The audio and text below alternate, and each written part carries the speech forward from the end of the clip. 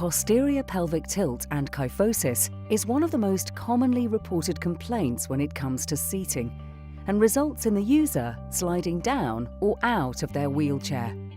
When the pelvis rotates posteriorly or backwards, the ischial tuberosities or ITs slide forward along the seat, which in turn brings the coccyx and sacral region into contact with the seat surface. Sitting in this position increases the user's risk of skin breakdown around their bony prominences due to direct pressure and shearing within the tissues. As the pelvis and the spine are connected, the spine will also change shape.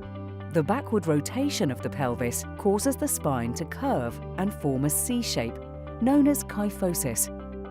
Kyphosis of the spine also affects the position of the neck and head, as it forces the user's chin closer to their chest, which in turn reduces their visual field.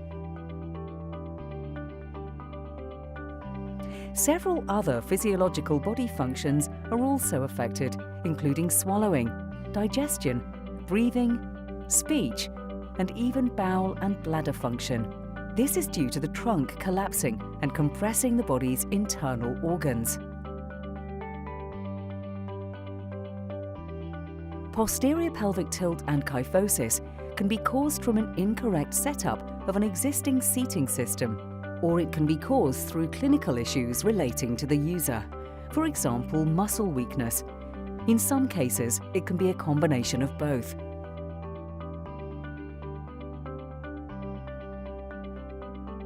Problems relating to the seating system may include the seat depth being too short or too long, the foot supports being too high or too low, the seat-to-floor height being too high or too low for effective foot propulsion, the rear wheels being positioned too far back, making propulsion difficult, or it could be due to lack of support from the backrest at the posterior superior iliac spines, PSIS.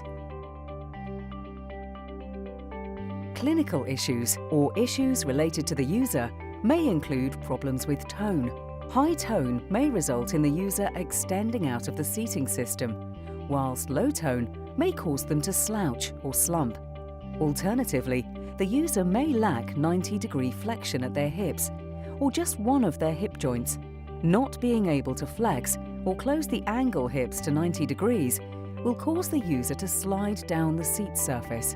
As mentioned in the mat evaluation video, opening the backrest angle can be an effective solution for this problem. Another reason is because the user may have weak abdominal muscles, which causes their trunk to collapse, or weak back extensor muscles, which prevents them from maintaining an upright sitting posture. Tightness of the hamstrings may also be a problem. The hamstring muscles, of which there are 3, attach to the bottom of the pelvis and run down the back of the thigh, through the knee, and attach just below the knee joint. Extending the knee stretches the hamstring muscles to their full length. However, not everyone's hamstrings can be fully stretched. Maintaining an upright sitting posture in a wheelchair can then become challenging. The shortened hamstring muscles make sitting with the knee extended difficult, as when in extension, the hamstrings pull on the bottom of the pelvis, encouraging it to rotate backwards, which causes the person to slide. Some people have very tight hamstring muscles and are unable to use standard footrest hangers of between 70 degrees or 80 degrees, as they overstretch the hamstrings and cause the user to slide. In these instances, a 90-degree hanger angle can be more effective. However, attention needs to be paid to the wheelchair configuration to avoid conflicts between the foot plates and the front casters. If this is an issue, you could consider the use of angle and depth adjustable foot plates. To correct a flexible posterior pelvic tilt and kyphosis, always start with a contoured seat cushion. This is essential to stabilize the pelvis, extend the trunk, and achieve an upright seated posture. However, a contoured cushion alone cannot maintain an upright posture. This is only achieved when combining a cushion and a backrest which supports the rear of the pelvis at the PSIS.